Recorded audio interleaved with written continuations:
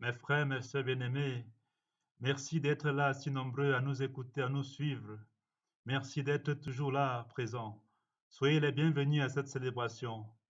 Vous savez, il y a quelque chose de magnifique. L'Église fait les chrétiens que nous sommes. Et les chrétiens que nous sommes font l'Église. L'Église fait les chrétiens en ce qu'elle est notre mère. Et nous faisons l'Église parce que nous sommes ses enfants.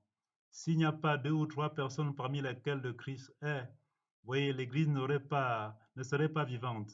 Et de même, s'il n'y a pas l'Église elle aussi, la vie chrétienne ne serait pas vivante, elle n'aurait même pas de sens. Oui, l'Église fait les chrétiens que nous sommes et les chrétiens font l'Église. Mes frères, mes sœurs bien-aimés, Jésus nous donne une affirmation forte de l'évangile de ce jour. Il dit ceci, je ne vous laisserai pas orphelins, je reviens vers vous. Jean chapitre 14, verset 18. Parfois, on croit que Dieu nous a abandonnés. Parfois, on croit que Dieu n'est pas soucieux de nous, de nos affaires. Oui, on pense cela. Mais si on savait, et si on savait, Dieu n'abandonne jamais sa création. Dieu est présent à sa création. Il a été présent, il sera présent, il le sera jusqu'à l'éternité. Parce que lui, c'est l'Emmanuel de Dieu avec nous. Quand il dit, je ne vous laisserai pas orphelin, je reviens vers vous, cela marque cela.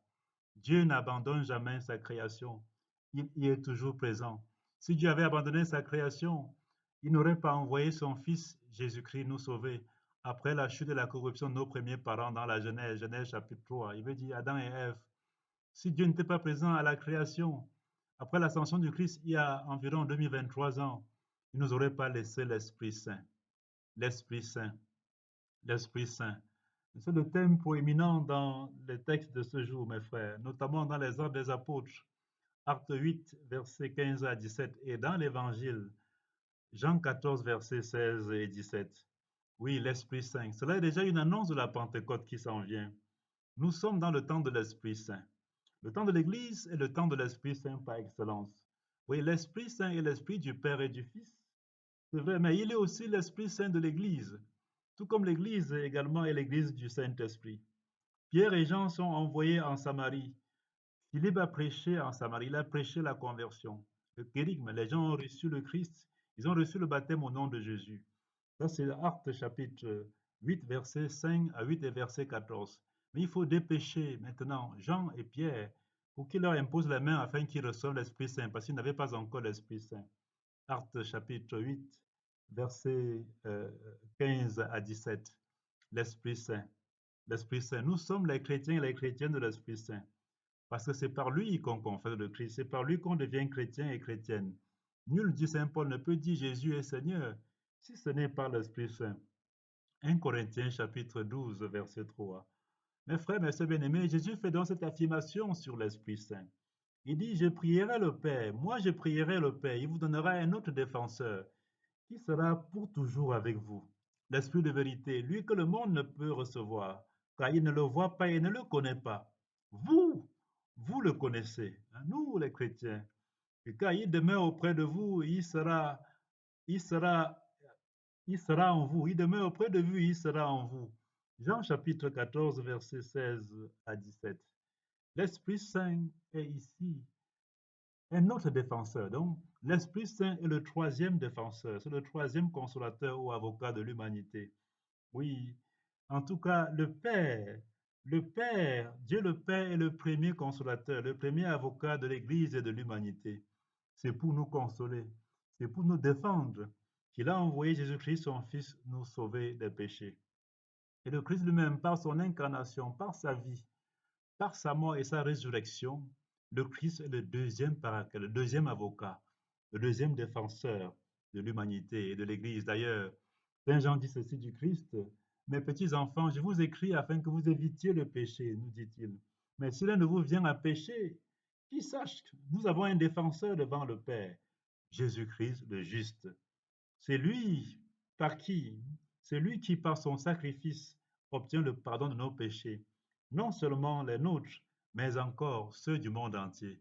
1 Jean chapitre 2, verset 1 à 2. Le Christ est donc le consolateur ou l'avocat de la rédemption, l'avocat du salut auprès du Père. Il est le défenseur de la justice et de la miséricorde parce qu'il nous fait miséricorde et parce qu'il nous justifie devant Dieu. Il nous juge, c'est vrai, il nous juge en fait de péché, parce que nous sommes pécheurs, il faut condamner. Mais en même temps, il nous pardonne encore du fait de la miséricorde et du pardon de Dieu.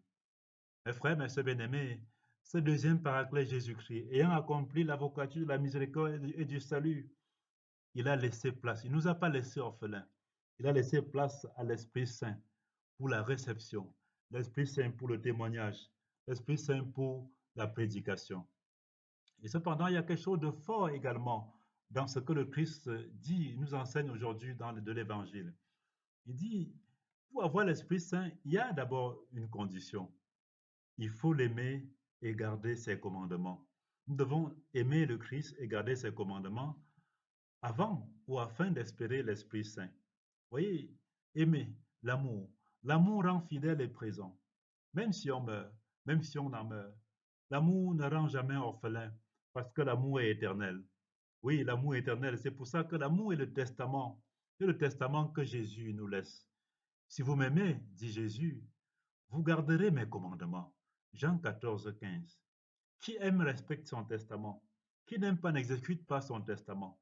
La preuve qu'on l'aime est la garde de ses commandements.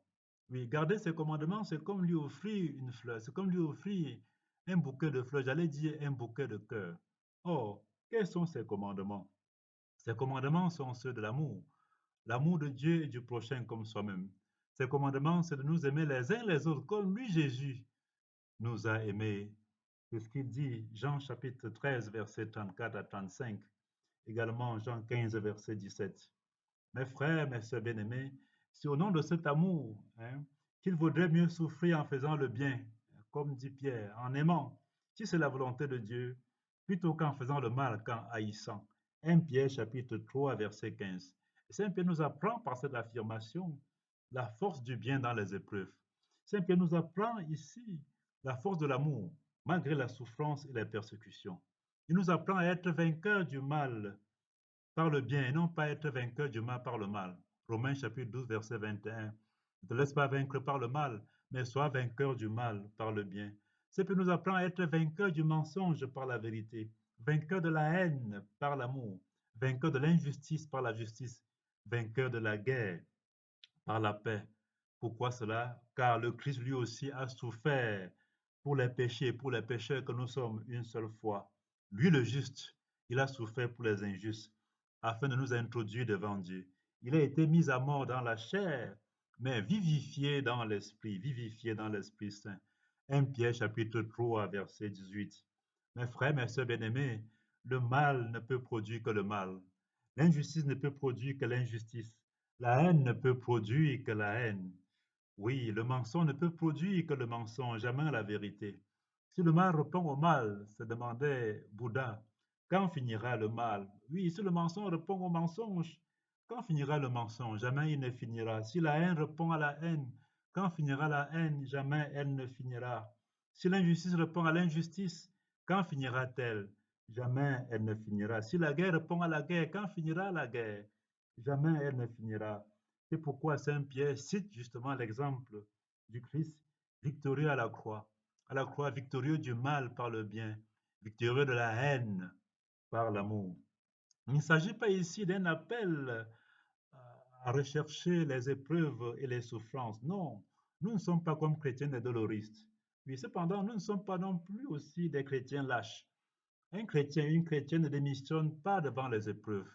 Il les affronte, il relève, il ne démissionne pas devant les défis. Il les relève. Il ne recherche pas le martyr, mais il ne démissionne pas, il ne fuit pas devant le martyr non plus.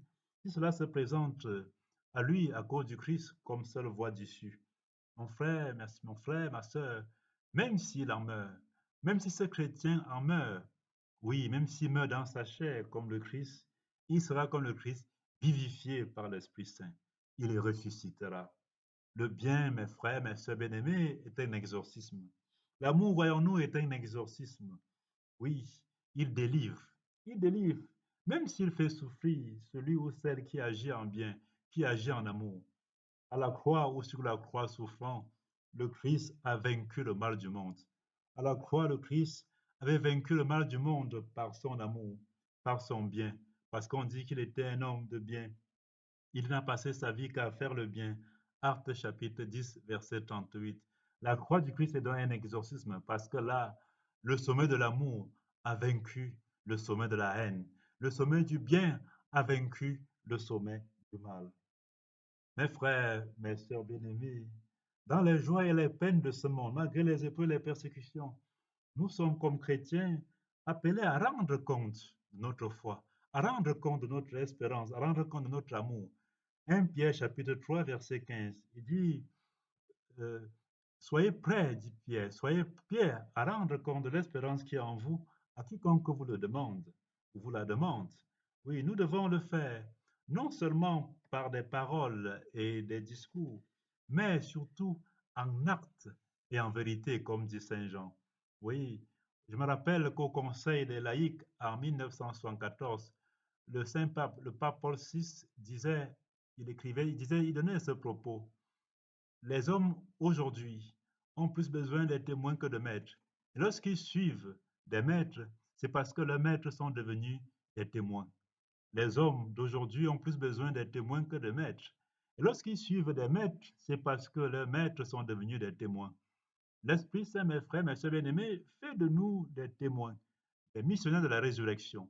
Pour témoigner du Christ, il faut avoir l'Esprit du Christ, il faut recevoir son Esprit Saint.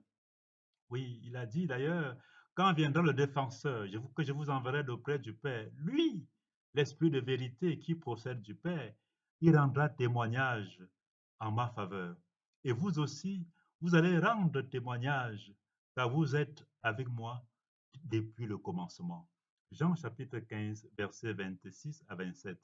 L'Esprit Saint est un témoin, le témoin du Christ. Le témoin du Christ qui lui aussi, elle a envoyé le témoin du Père. Le Christ aussi est le témoin de l'Esprit Saint, celui qui nous parle de l'Esprit Saint, d'ailleurs, qui nous envoie en abondance.